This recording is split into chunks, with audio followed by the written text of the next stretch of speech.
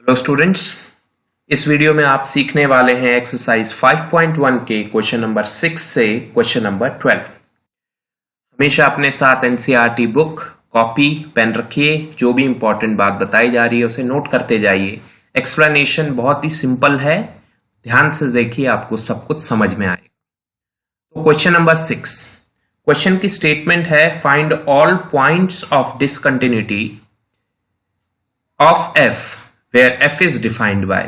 Okay, so question number 6 से लेकर 12 तक सबकी सेम ही स्टेटमेंट है। अब यह है आपका पहला फंक्शन 2x + 3 है जब x 2 या 2 के इक्वल है, 2 या 2 से छोटा है, और फंक्शन की वैल्यू 2x - 3 है जब x 2 से बड़ा है। तो आपको इसमें पॉइंट ऑफ डिसकंटिन्यूटी बतानी है। सबसे पहली बात, आप एक ऐसी लाइन बना लीजिए। ये एक रियल नंबर लाइन हमने ड्रॉ कर दी है और ये पॉइंट हमने यहां पर स्पेसिफाई किया है। अब इस 2 के लेफ्ट में, यानी कि जब x 2 से कम होता है, x 2 से कम यानी ये वाले नंबर्स 1 0 -1 एंड सो ऑन, तो फंक्शन की वैल्यू है 2x + 3। फंक्शन की वैल्यू है 2x + 3 इस डोमेन में। 2 पर भी फंक्शन की वैल्यू 2x + 3 ही है और 2 के राइट में फंक्शन की वैल्यू है 2x - 3।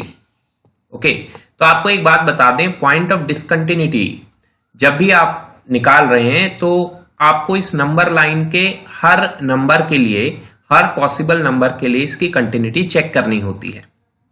और अमूमन फंक्शन डिसकंटिन्यूअस इसी पॉइंट पे होता है जिस पॉइंट पर ये बाइफरकेट हो रहा है, यानी फंक्शन की दो वैल्यू बन जाती हैं, जस्ट लेफ्ट में और जस्ट राइट में। ओके, तो ये हम पिछले वीडियो में भी देख चुके हैं इस सबको। तो किस तरीके से हम हर पॉइंट के लिए इसकी कंटिन्यूटी चेक करें, तो आप मान लीजिए हम रियल नंबर ले रहे हैं c। रियल नंबर जो हम ले रहे हैं वो है c, और वो c 3 प्रकार का हो सकता है इस नंबर लाइन पे। क्या हो सकते हैं उसके प्रकार? पहला, वो c 2 से छोटा हो सकता है, पहला केस। अब ये हर क्वेश्चन में होगा और हर क्वेश्चन में हम सेम पैटर्न फॉलो करेंगे। तो वो c 2 से छोटा हो सकता है, वो c 2 से बड़ा हो सकता है, और या फिर वो c खुद 2 हो सकता है। तो 3 ही केस बने, इसके अलावा तो और कोई केस है नहीं। तो अगर आप इन तीनों केसों पर चेक कर लेंगे तो आपका पूरी नंबर लाइन पे, पूरी रियल नंबर लाइन पर कंटिन्यूटी चेक हो जाएगी। ठीक है, तो ये बड़ा ही स्मार्ट मूव है क्योंकि इनफाइनाइट रियल नंबर्स हैं। हर नंबर पे कैसे आप चेक करेंगे? तो पहला 2 से कम जब c है उस पे चेक करेंगे, फिर 2 से ज्यादा जब c है तो उस पे चेक करेंगे, और फिर जब 2 है उस पे चेक करेंगे। तो मैंने देखा है कुछ बच्चे सिर्फ क्या करते हैं, 2 पर चेक कर देते हैं। LHL निकाला, RHL निकाला, 2 पे कर दिया, हो गया। ऐसे में पूरे मार्क्स मिलेंगे ही नहीं आपको बोर्ड में। ठीक है, तो इसलिए सही तरीके से ही कीजिएगा। तो अब हम कर रहे हैं पार्ट 1। c जब 2 से कम है, तो जब c 2 से कम है तो c यहां कहीं आता है, और जब c यहां कहीं आता है तो उस डोमेन वैल्यू के लिए फंक्शन 2x + 3 है। सही है, तो हमने लिखा है कि फंक्शन यहां पर है 2x + 3। अब किस तरीके से कंटिन्यूटी चेक की जाती है? सिंपल से 2 स्टेप हैं। पहला, फंक्शन में सीधा सीधा x की वैल्यू c पुट कर दीजिए। तो सीधा सीधा c पुट की तो वैल्यू आ जाएगी 2c + 3। सही बात है। और दूसरा स्टेप क्या है? दूसरा स्टेप यह है कि इस फंक्शन की लिमिट निकाल लीजिए x टेंड्स टू c पर। अब क्योंकि एक पॉलिनोमियल फंक्शन है तो पॉलिनोमियल फंक्शन में लिमिट निकालना मुश्किल काम नहीं है। आप सीधा x की जगह c पुट कर दीजिए, निकल गई लिमिट, और ये लिमिट फंक्शन की वैल्यू के बराबर है पॉइंट c पर, विच इज लेस देन 2। तो हम कहेंगे जब ये इक्वल है तो यहां पर फंक्शन कंटिन्यूअस हो गया। बात क्लियर हो गई यहां तक। अब अगला पॉइंट है जब c 2 से बड़ा है वहां पर, यानी इसके लिए 2x - 3 के लिए। तो अब c हम यहां पर लेके चल रहे हैं और उसके लिए कंटिन्यूटी चेक करेंगे। तो मेथड सेम ही है, कुछ भी डिफरेंट नहीं है। जो यहां हुआ है वही सब यहां पर होगा, बस बीच में प्लस की जगह माइनस है। तो सब कुछ सेम है। देखिए 2c - 3 आएगा और वो इक्वल हो जाएंगे। ठीक है, अब है सबसे इंपॉर्टेंट थर्ड पार्ट, जब c 2 के बराबर है। तो जब c 2 के बराबर है बेटे, तो वहां पर अब देखिए इस 2 के जस्ट लेफ्ट में वैल्यू अलग है, जस्ट राइट में वैल्यू अलग है। यानी यहां पर जब लिमिट निकाली जाएगी तो लिमिट 2 तरफ से निकाली जाएगी, LHL भी और RHL भी। यही इंपॉर्टेंट पॉइंट है। यहां पे एलएचएल आरएचएल की आवश्यकता नहीं है, क्योंकि सी के जस्ट लेफ्ट में और जस्ट राइट में दोनों में वैल्यू 2x+3 ही है फंक्शन की, तो दो लिमिट निकालने की जरूरत नहीं है। यहां पर भी सी पॉइंट पे जस्ट लेफ्ट में जस्ट राइट में वैल्यू सेम ही है, उस पर भी दो तरफ की लिमिट निकालने की आवश्यकता नहीं है। पर 2 से आप थोड़ा सा भी लेफ्ट में गए तो वैल्यू चेंज है फंक्शन की, और थोड़ा इधर राइट में गए तो वैल्यू चेंज है, इसलिए 2 पे दो तरफ की लिमिट निकालनी आवश्यक है। अब हम निकालते हैं limit x tends to 2 minus, ठीक है, 2 के ऊपर छोटा सा माइनस इंडिकेट करता है कि लेफ्ट हैंड लिमिट है, और फंक्शन लिया जाएगा ऑब्वियसली ये, क्योंकि हम 2 के लेफ्ट की बात कर रहे हैं। x की जगह 2 पुट करेंगे, 2 to the 4 + 3 7 आ गया आंसर, ठीक है। हम आरएचएल निकालने जा रहे हैं, आरएचएल में भी x की जगह 2 पुट करेंगे। देखिए किस तरीके से लिखते हैं आरएचएल, 2 के ऊपर छोटा सा प्लस, यहां पर भी 2 के ऊपर छोटा सा प्लस, और फंक्शन कौन सा लेना है, राइट साइड वाला, RHL means right hand limit. अब वहां x की जगह 2 पुट कीजिए, 2 to the 4 4 - 3 is 1, क्या दोनों इक्वल आए, नहीं, तो जो हाइट फंक्शन की 2 से लेफ्ट में है वो हाइट तो है 7, ओके। अगर ये समझाने के लिए एक्सिस बना देते हैं, तो इस फंक्शन की हाइट 2 के लेफ्ट में तो है 7, ये है 2, और 2 के लेफ्ट में 7 है, और 2 के राइट में इसकी हाइट है 1, यानी कि यहां कहीं से बन रहा है, यहां कहीं से, ठीक है। तो देखिए जब ये अलग अलग हाइट के हैं तो ये कंटिन्यूस हो ही नहीं सकते, लिमिट ही एग्जिस्ट नहीं करती है ना। इसके लिए फर्स्ट वीडियो जरूर देख लीजिएगा, इंट्रोडक्शन ऑफ कंटिन्यूटी। तो ये तो कंटिन्यूस ही नहीं है, यही लिमिट ही मैच नहीं हुई, तो आगे क्वेश्चन करने का कोई बेनिफिट नहीं है। तो ये एलएचएल क्या है, ये फंक्शन की एक्चुअली हाइट होती है इस नंबर के जस्ट लेफ्ट में, और आरएचएल क्या है, फंक्शन की हाइट इस पॉइंट के जस्ट राइट में। मैंने आपके लिए एक बार बात फिर से रिपीट कर दी। क्वेश्चन नंबर 7 पे आते, सेम है कि पॉइंट ऑफ कंटिन्यूटी आपको निकालने हैं। अब प्रश्न की खास बात यह है कि इसमें -3 भी दिया है और 3 भी दिया है, तो कुछ बच्चे इसको लेके काफी कंफ्यूज होते हैं, मैंने ऑब्जर्व किया है। तो आपके लिए मैं एक फिर से रियल नंबर लाइन बनाता हूं, और इस बार पहले -3 को डिनोट कर देते हैं यहां पर, और फिर यहां पर कहीं पर +3 आ जाएगा, और बाकी नंबर्स तो हैं ही इस नंबर लाइन पे, ओके। तो जब x -3 के लेफ्ट में है या -3 के बराबर है, दोनों ही केस में फंक्शन की वैल्यू है मॉडुलस x+3। अब देखिए बेटा, मॉडुलस x की तो कहानी यह है कि मॉडुलस x या तो होता है -x, कब होता है -x, जब भी x 0 से छोटा होता है तो मॉडुलस x -x होता है, या फिर से कहें जब भी x कोई नेगेटिव टर्म है तो वहां पे मॉडुलस x -x होता है, ठीक है। तो इस पर्टिकुलर केस में x ऑब्वियसली 0 से छोटा है, क्योंकि वो -3 से ही छोटा है, -3 के बराबर या उससे छोटा है, तो नेगेटिव टर्म है, इसलिए मॉडुलस x+3 को आप लिख सकते हैं -x+3, ठीक है ना। तो ये कोई मैंने नई बात नहीं बताई, अगर आपको ये बात नहीं लग रही है तो इसको नोट करिएगा कि मॉडुलस x की वैल्यू हमेशा नेगेटिव x होती है जब भी x की वैल्यू 0 से छोटी ली जाती है, यानी डोमेन 0 से छोटा होता है। तो ये तो हो गया यहां पर। अब -3 से 3 के बीच में फंक्शन की वैल्यू है -2x, तो -3 से 3 के बीच में फंक्शन की वैल्यू है -2x, और जब x 3 या 3 से बड़ा है तो फंक्शन की वैल्यू है 6x+2, तो वो हम यहां पे लिख देते हैं 6x+2।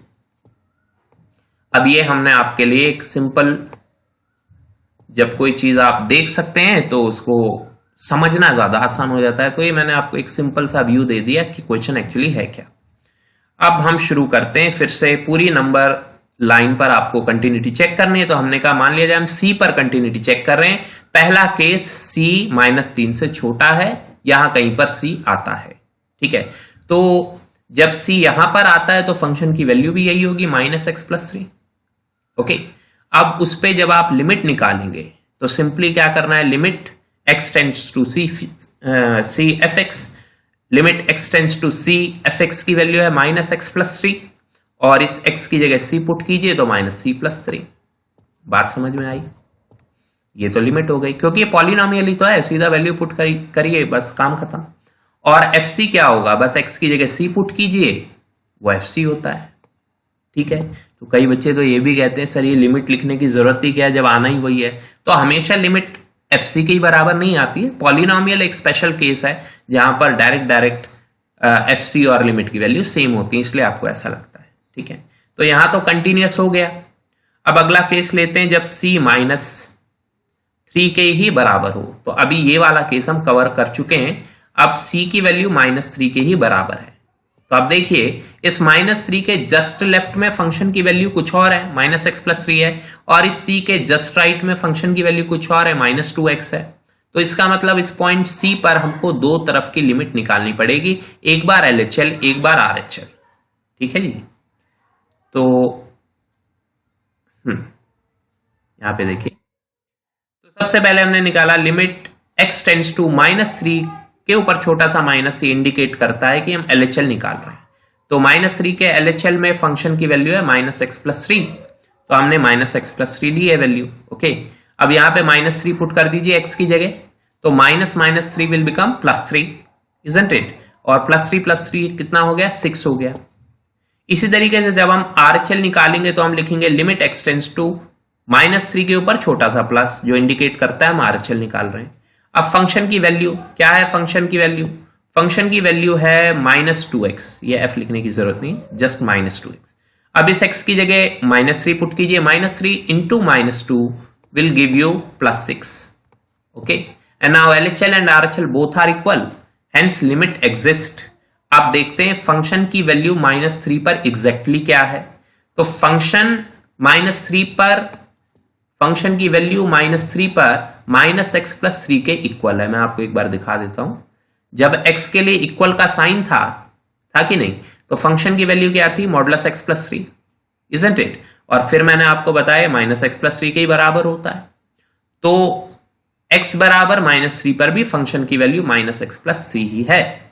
और यहां पर आप डायरेक्ट x की जगह -3 पुट करेंगे तो आपको क्या मिलेगा? यहां पे देखिए क्या मिलेगा, -3 +3, इजंट इट? यहां माइनस है, -3 -+3 +3 6। तो फंक्शन की वैल्यू भी 6 है, LHL भी 6 है, RHL भी 6 है, सब कुछ इक्वल है, यानी -3 पर ये कंटिन्यूअस है। समझ आ गया अच्छे से? तो अब आगे बढ़ते हैं, अब लेते हैं तीसरी कंडीशन। तो अभी तक हम कहां पहुंच चुके हैं? हम इस यहां पे चेक कर चुके हैं कंटिन्यूअस है, हम इस -3 पर चेक कर चुके हैं कंटिन्यूअस है। अब c यहां पर लिया जाएगा। तो जब c यहां पे लिया जाएगा -3 से 3 के बीच में, तो फंक्शन की एक ही वैल्यू है -2x, दो वैल्यूज नहीं है, तो एक ही वैल्यू है, तो सिंपल लिमिट निकाल के काम बन जाएगा। ठीक है, तो इधर फंक्शन की वैल्यू है -2x। ओके, फंक्शन की वैल्यू है -2x, और सीधा इसमें जब हम c की वैल्यू पुट करेंगे तो आंसर कितना आएगा? -2c। और जब लिमिट भी लेंगे, limit x tends to c fx, है ना, तो सीधा x की जगह c पुट करेंगे तो वो भी -2c। तो लिमिट भी -2c, फंक्शन की वैल्यू भी -2c। इसका मतलब ये होता है कि फंक्शन यहां पर भी कंटिन्यूअस है, it was a polynomial function इस पॉइंट पे, है ना। और अब चलते हैं हम आगे 3 की तरफ। तो मैं यहीं पे आपके लिए बना दिया है ऑलरेडी। तो बेटे अगला केस लिया है जब c की वैल्यू 3 होगी। तो जब c की वैल्यू 3 होगी तो 3 के जस्ट लेफ्ट में फंक्शन की वैल्यू अलग है, 3 के जस्ट राइट में फंक्शन की वैल्यू अलग है। ठीक है, वो क्वेश्चन में ही दिया हुआ है, ऊपर भी मैंने ड्रॉ करके दिखाया। तो यहां पे दो तरफ की लिमिट निकालनी पड़ेगी। लिमिट x टेंड्स टू 3 के ऊपर छोटा था माइनस यानी LHL, और लिमिट x टेंड्स टू 3 के ऊपर छोटा सा प्लस यानी RHL।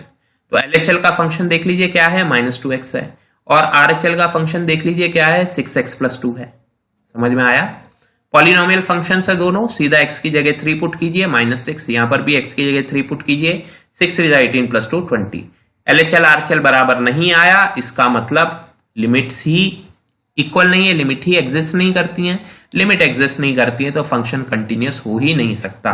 तो LHL से जब फंक्शन आया तो वो -6 वैल्यू दी उसने, और RHL से जो फंक्शन आया तो 20 उसने वैल्यू दी। इतना बड़ा गैप इनके बीच में 26 पॉइंट्स का, ये कंटिन्यूअस हो ही नहीं सकता। 26 पॉइंट्स का कैसे, एक बार बता दें? तो फंक्शन जब लेफ्ट से आया तो वो लेफ्ट से फंक्शन आया तो किस पॉइंट पे हम 3 पे निकालें, तो 3 पे मान लिया जाए ये पॉइंट 3 है, तो जब वो लेफ्ट से आया तो ये हाइट -6 है, और जब राइट से आया तो बहुत ऊपर है, राइट से आया तो 20 है वैल्यू, और लेफ्ट से आया तो -6 है।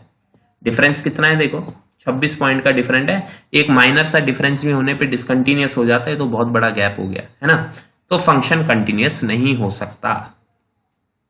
समझ गए ना, कंसेप्ट समझना अच्छी बात है। अच्छा आगे बढ़ते हैं, अब क्या रह गया है देखने के लिए। तो 3 पर डिसकंटिन्यूअस हो गया, अब रह गया ये वाला जोन। तो अगर C यहां पर ले लिया जाए तो फिर से C के लेफ्ट में राइट में वैल्यू तो 6x + 2 ही है ना, तो सिंपल सी लिमिट निकलेगी, limit x tends to C और फंक्शन लेंगे 6x + 2, वो एग्जिस्ट कर जाएगा। प्रॉब्लम होती है LHL RHL लेने में जनरली, तो ये रहा। तो जब C को 3 से बढ़ा लिया तो फंक्शन कितना है 6x + 2, और उसमें x की जगह डायरेक्ट C पुट करेंगे तो 6C + 2, ये हमारे FC की वैल्यू है। और जब लिमिट निकालेंगे limit x tends to C fx, तो भी x की जगह से ही पुट होगा, पॉलिनोमियल फंक्शन है, ज्यादा कुछ मेहनत लगती नहीं इसकी लिमिट निकालने में। 6C + 2, ठीक है, सीधा सीधा आंसर आ गया, दोनों इक्वल हैं, इसलिए यहां पर भी फंक्शन कंटिन्यूअस है। तो डिसकंटिन्यूटी आपको कहां मिली, x = 3 पर। बहुत बढ़िया क्वेश्चन था, सीखने को बहुत कुछ मिला। क्वेश्चन नंबर 8 पर आते हैं। तो फिर से कहता है पॉइंट ऑफ डिसकंटिन्यूटी बता दीजिए इस फंक्शन के लिए। फंक्शन में क्या है, जब x 0 नहीं है, x 0 नहीं है यानी x पॉजिटिव है या नेगेटिव है ना, 0 नहीं है मतलब पॉजिटिव है या नेगेटिव है, तो वहां पर फंक्शन की वैल्यू है मॉडुलस x/x। अब ये थोड़ी समस्याएं खड़ी करेगा हमारे लिए, पर अभी हम देख लेंगे इसको। x = 0 पर फंक्शन की वैल्यू 0 ही है, तो ये तो क्लियर हो गया। तो अगर मैं एक नंबर लाइन बनाता हूं तो x = 0 पर फंक्शन की वैल्यू भी 0 ही है, ठीक है, मैं ऐसे एरो करके लिख देता हूं, यहां पर फंक्शन की वैल्यू 0 है। पर जब x 0 नहीं है तो 2 केस उठते हैं भाई। पहला केस जब x नेगेटिव हो, अगर x नेगेटिव है यानी 0 से छोटा है तो मॉडुलस x की वैल्यू -x ली जाएगी, मॉडुलस x की वैल्यू -x ली जाएगी। तो फिर बेटे यहां मॉडुलस x की जगह -x लगाओगे, -x/x कितना हो जाएगा, -1। समझ में आया।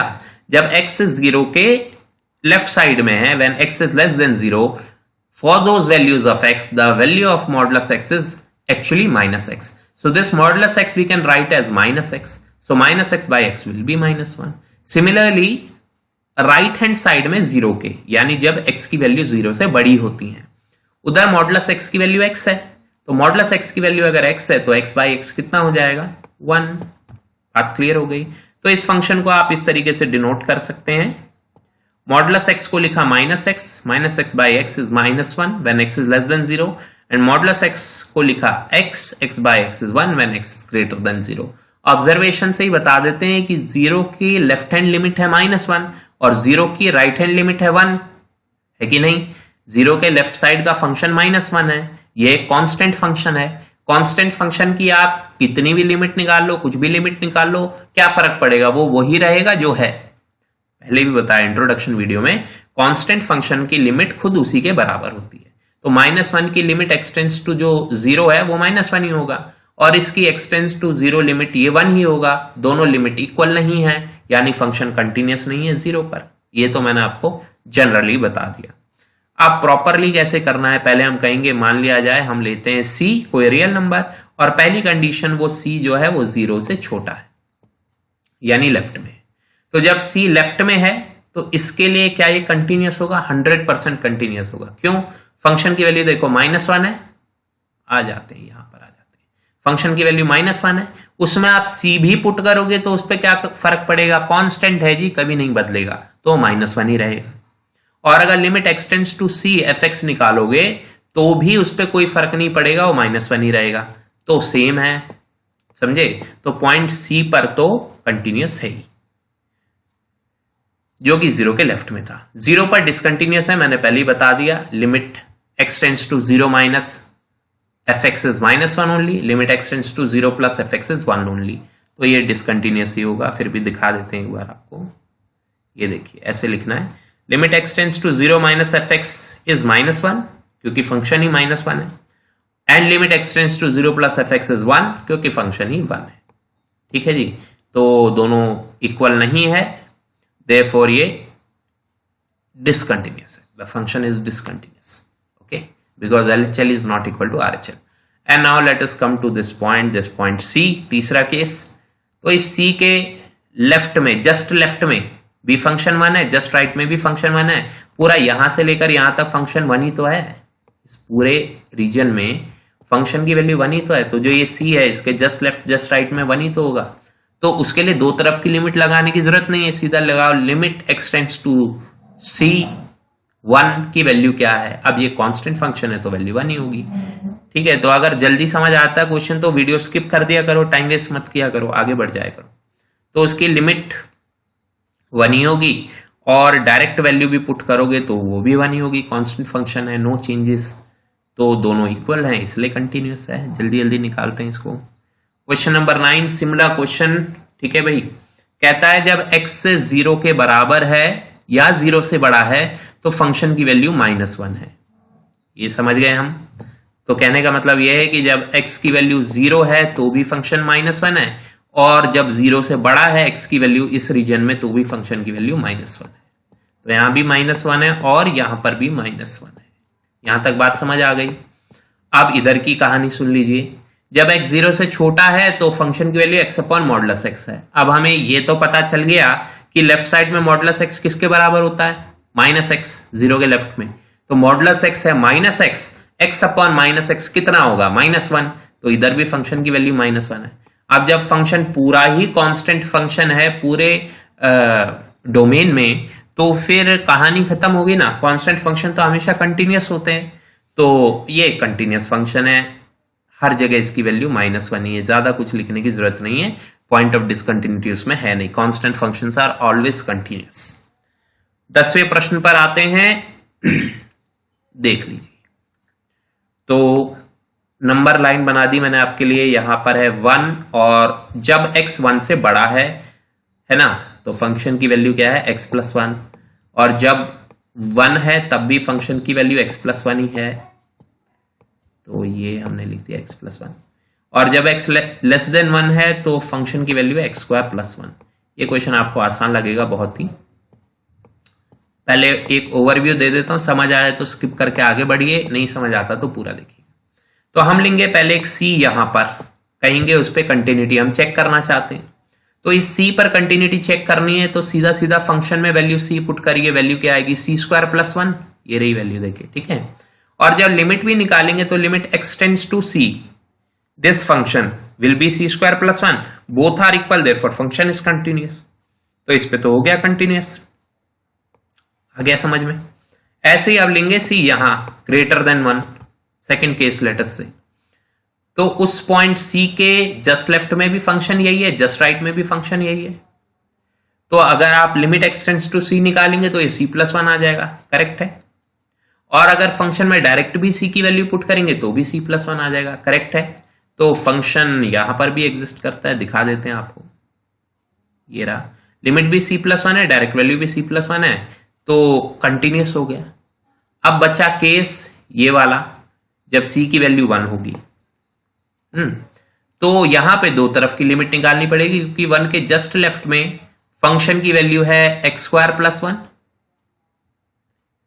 और फंक्शन के जस्ट राइट में फंक्शन की वैल्यू है x + 1। तो यहां पर दो तरफ की लिमिट निकालनी पड़ेगी, LHL और RHL।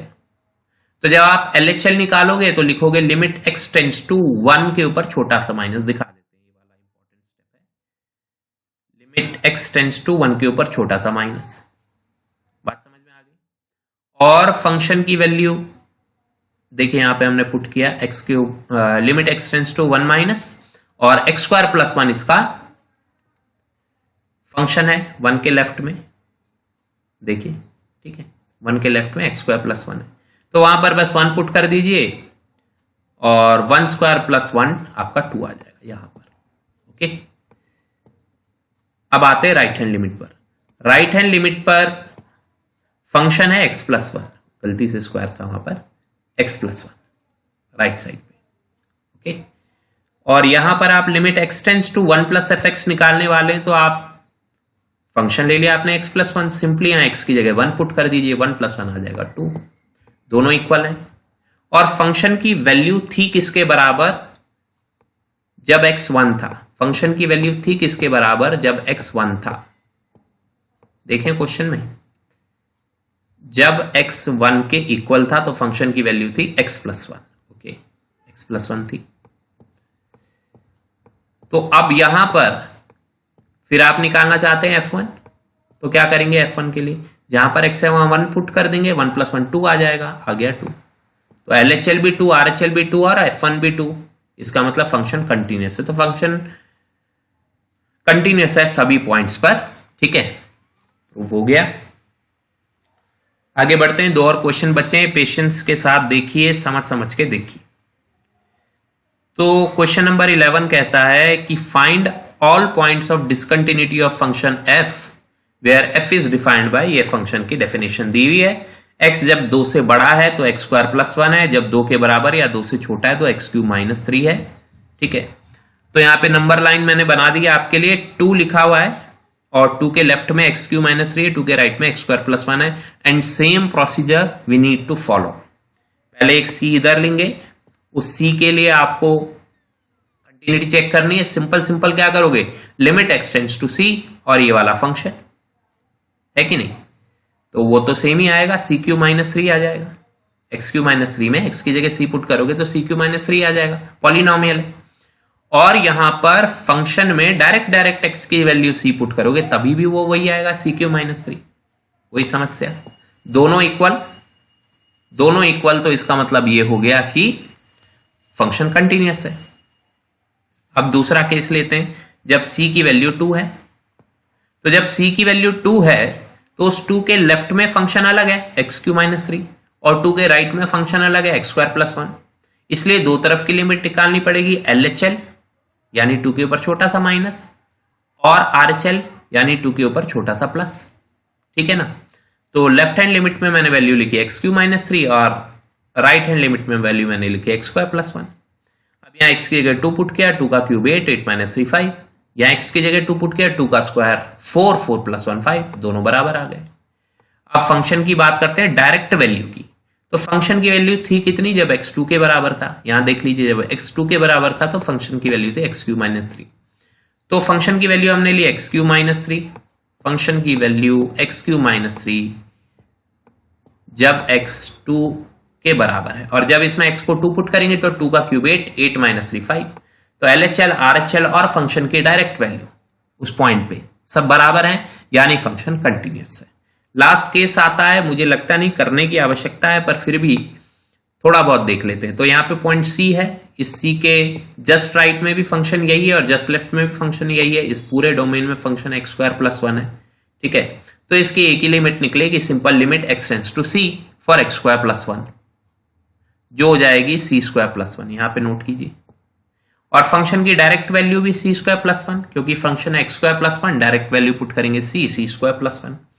हो गया जी फंक्शन कंटिन्यूअस, कोई समस्या नहीं, ठीक है।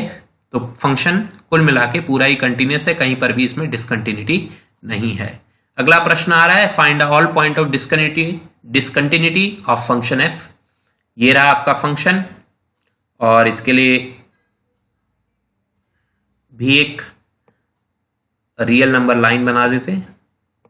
यहां पे 1 है, जब x 1 या 1 से छोटा है तो वैल्यू है x⁻10 - 1। तो क्वेश्चन छोड़ेंगे नहीं हम, अगर आपको आता है तो खुद से कर लीजिए और नहीं आता तो देख लीजिए। और ग्रेटर देन पे फंक्शन की वैल्यू है x², राइट। अब फिर से वही एक c यहां पे लेना है बेटा, पहले ऑरली समझा देते हैं। इस c के लिए लिमिट निकलेगी सिंपल यही, limit x tends to c x⁻10 - 1, है ना। और उसमें जब आप c पुट करोगे तो क्या आएगा, c⁻10 - 1, बिल्कुल करेक्ट। और क्योंकि एक पॉलिनोमियल फंक्शन है, होना भी यही था। अब इसमें डायरेक्ट वैल्यू भी आप निकालिए, तो डायरेक्ट वैल्यू भी निकालेंगे तो वही आएगी, क्योंकि fx क्या है, fx है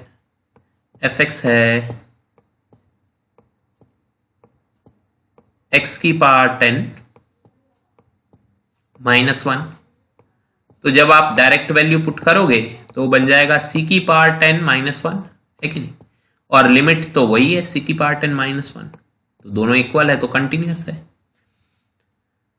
1 पे अगर आप निकालेंगे तो उस पे दो तरफ की लिमिट निकालनी पड़ेगी, ठीक बात है। तो जब LHL निकालेंगे तो ये वाला फंक्शन आएगा 1 की पावर 10 -1 0, और RHL निकालेंगे तो ये फंक्शन आएगा 1 का स्क्वायर 1, दोनों इक्वल नहीं है तो फंक्शन डिसकंटिन्यूअस हो जाएगा। ये आपके सामने है LHL RHL, ये वाला स्टेप LHL है ना। Limit x tends to 1 minus x की पावर 10 -1, x की जगह आप 1 पुट करेंगे, ये 10 कैसे आ गया यहाँ पर, 1 पुट करेंगे, 1 की पावर 10 1 -1 0, और RHL में आप x की जगह 1 पुट कर देंगे डायरेक्ट, तो 1 का स्क्वायर 1, कि नहीं उधर जाना ही क्यों है, टाइम वेस्ट क्यों करना है, ठीक है। फिर ये भी हो गया डिसकंटिन्यूअस। और केस 3 वो कंटिन्यूअस ही होगा, बार बार क्या समझाना है, एक ही बात। यहां पर देखिए c यहां है, c के लिए यही एक फंक्शन है तो उसी पे लिमिट निकलेगी c स्क्वायर, और डायरेक्ट वैल्यू भी वही c स्क्वायर, तो होना ही है कंटिन्यूअस, ठीक है जी। तो इस वीडियो में हमने देखे क्वेश्चन नंबर 6 से लेकर 12 तक। नेक्स्ट वीडियो में हम आपको आगे के क्वेश्चन बताएंगे। Thank you.